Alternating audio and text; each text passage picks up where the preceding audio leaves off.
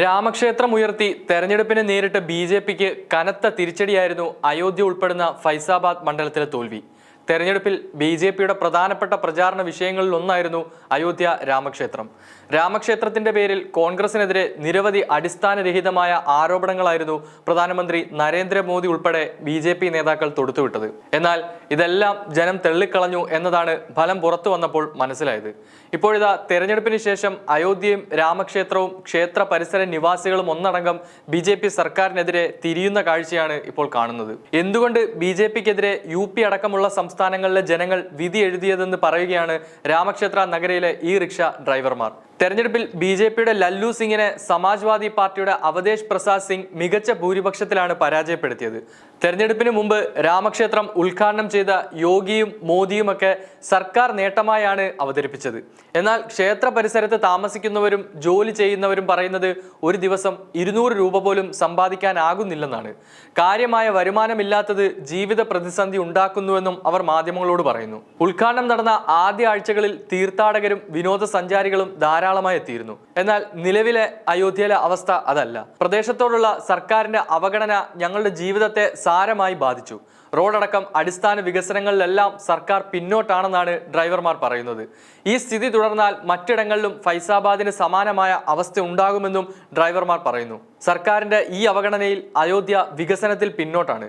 കഴിഞ്ഞ 10 വർഷമായി ഇവിടെ ഞങ്ങൾ റിക്ഷ ഓടിക്കുന്നു. അയോധ്യ നിർമ്മിക്കുന്നതും വികസിപ്പിക്കുന്നതും ഞങ്ങൾ കണ്ടു. എന്നാലും ബി.ജെ.പി സർക്കാർ ജനങ്ങളുടെ അടിസ്ഥാന പ്രശ്നങ്ങളെ അഭിമുഖീകരിക്കുന്നില്ല. ബി.ജെ.പി സ്ഥാനാർത്ഥി ഞങ്ങളുടെ പ്രശ്നങ്ങളെ അഭിമുഖീകരിച്ചിട്ടില്ല. ഒരാൾ പോലും ഞങ്ങളെ കേൾക്കാൻ തയ്യാറായിട്ടില്ല. കേന്ദ്ര സംസ്ഥാന മന്ത്രിമാർ ഇടയ്ക്കിടയ്ക്ക് വരും. വന്നിട്ട് അവർ വൻ റാലികളും നടത്തും. മാധ്യമങ്ങളിലും സൈബർ ഇടങ്ങളിലും ഇതൊക്കെ വലിയ വാർത്തയാവുകയും ചെയ്യും. എന്നാൽ പ്രദേശത്തെ ജനങ്ങളുടെ പ്രശ്നങ്ങളെ കേൾക്കാനോ അവ പരിഹരിക്കാനോ ആരും തയ്യാറാകുന്നില്ലെന്നാണ് ഡ്രൈവർമാർ പറയുന്നത്. ഇത് തുടർന്നാൽ അയോധ്യയിലെ വിധിയാകും മറ്റിടങ്ങളിലും ബി.ജെ.പിയെ കാത്തിരിക്കുക എന്നും അവർ പറയുന്നുണ്ട്. ഞങ്ങളുടെ വരുമാനം ഗണ്യമായി കുറഞ്ഞു. 500 മുതൽ 800 വരെ രൂപ സമ്പാദിച്ചിരുന്നിടത്ത് ഇപ്പോൾ 250 രൂപ പോലും കിട്ടാത്ത ദിവസങ്ങളുണ്ടെന്ന് റിക്ഷാ തൊഴിലാളികൾ പറയുന്നു. തെരഞ്ഞെടുപ്പ് ഫലം കൂടി തിരിച്ചടിയായതോടെ ജൂൺ 4-ന് ശേഷം അവസ്ഥ കൂടുതൽ മോശമായി.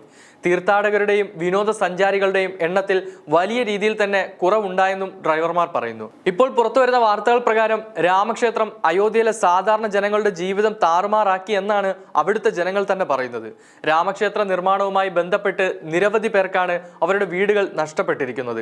നഷ്ടപരിഹാരമോ പുതിയ വീടോ ഒന്നും തന്നെ അധികാരികളിൽ നിന്നും ലഭിച്ചിട്ടില്ല. കൂടാതെ കഴിഞ്ഞ ദിവസം ഒരു ബി.ജെ.പി പ്രവർത്തകൻ ബി.ജെ.പിയുടെ തന്നെ ഷാൾ അണിഞ്ഞ് അയോധ്യ എന്നെഴുതിയ രൂപം കത്തിച്ചത് വലിയ രീതിയിൽ വാർത്തകൾ നിറഞ്ഞിരുന്നു.